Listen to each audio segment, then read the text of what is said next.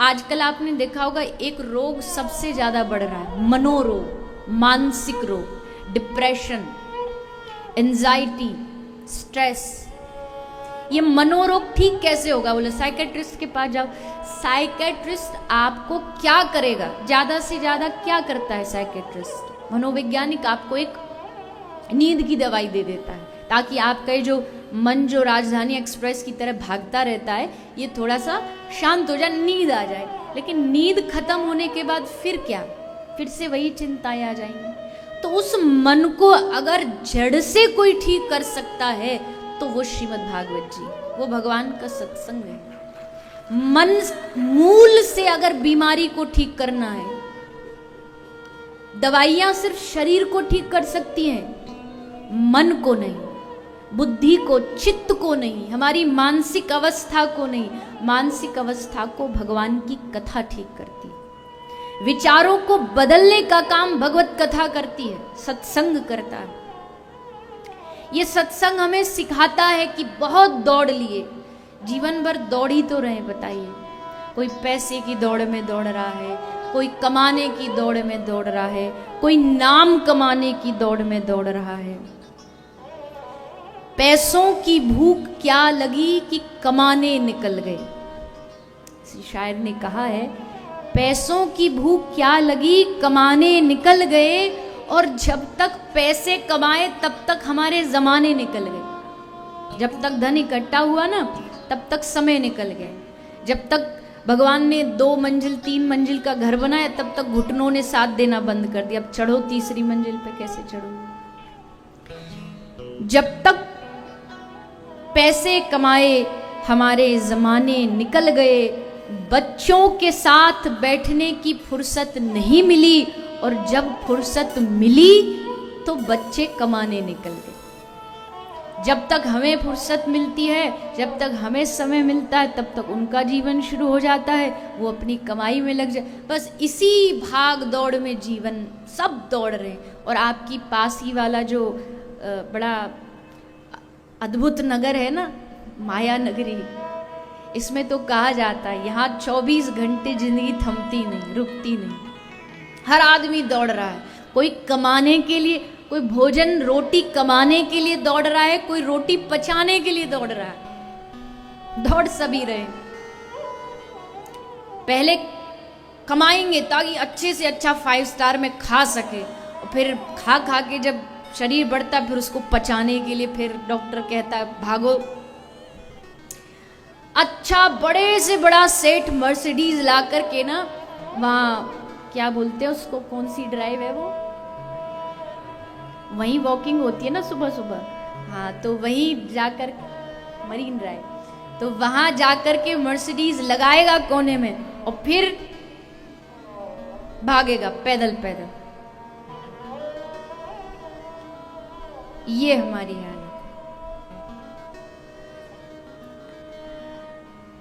मैं देखिए, मैं कितना भी कहूं कि सब माया मोह से दूर हो जाइए, तो ये बात शायद सबको नहीं जचेगी। अजी हमारा तो घर है, परिवार है, ठीक है, तो मना किसने किया है? मुझे एक जगह ग्रंथ में या किसी महापुरुष के मुख से बता दो जो ये कह रहा हो कि कर्म नहीं करना चाहिए। करिए कर्म। गृहस्थ धर्म है तो गृहस्थ धर्म को चलाने के लिए धनोपार्जन भी करना पड़ता है, धंधा भी करना पड़ता है, तो करिए, कौन मना कर रहा है। लेकिन केवल उसी में लग जाना, आए थे हरि भजन को और ओटन लगे कपास, आए थे उद्देश्य कुछ और लेके उद्देश्य कुछ और बन गया।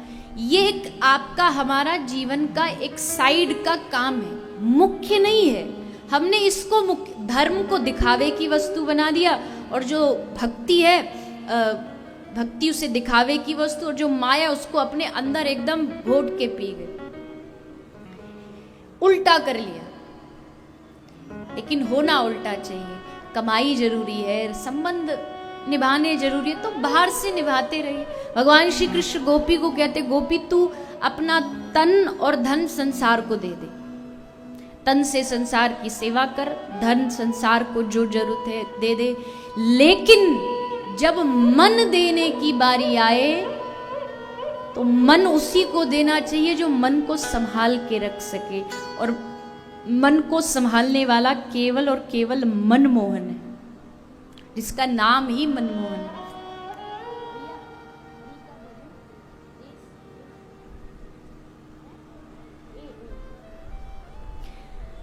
भगवान कहते मन जब देने की बारी आए तो संसार को मत देना, मन मुझे देना। संसार को दोगे तो संसार वाले जैसे केला खा के छिलका फेंक देते हैं ना, वैसे हमारा उपयोग करके हमें स्वार्थवश फेंक दिया जाए। मन हमेशा भगवान को दीजिए। इसीलिए भले कोई कर्म करिए, भले नौकरी कर रहे नौकरी करिए, धंधा कर रहे धंधा करिए, पैसा कमा रहे पैसा भी आवश्यक है। मैं कैसे कह दूं कि पैसा जरूरी नहीं, अगर ये माइक में बोल रही हूं तो ये भी पैसों से ही आया है, लेकिन कितना जरूरी है वो महत्वपूर्ण है, वो आवश्यक है। उसके आड़ में कहीं हम अपने जीवन का मूल उद्देश्य ना भूल जाएं। और मूल उद्देश्य क्या है? मूल उद्देश्य है, हे नाथ मैं सब कुछ भूलूं मगर ये ना भूलूं कि तुम मेरे क्या हो और मैं तुम्हारा क्या। भगवान से रोज कहते रहिए। देखो स्कूल में भी पढ़ाया जाता है, एक ही पाठ को जब आप डेली बोलेंगे ना तो वो एकदम आपके दिमाग में बैठ जाएगा।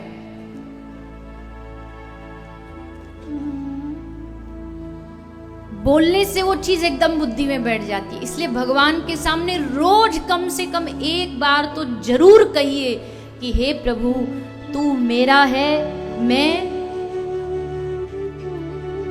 नहीं हूं उनके। अभी कोई पत्नी को पूछे ना ये पत्नी किसकी है तो फटाक से बोलोगे मेरी है। भगवान के लिए फिर क्यों कंजूसी?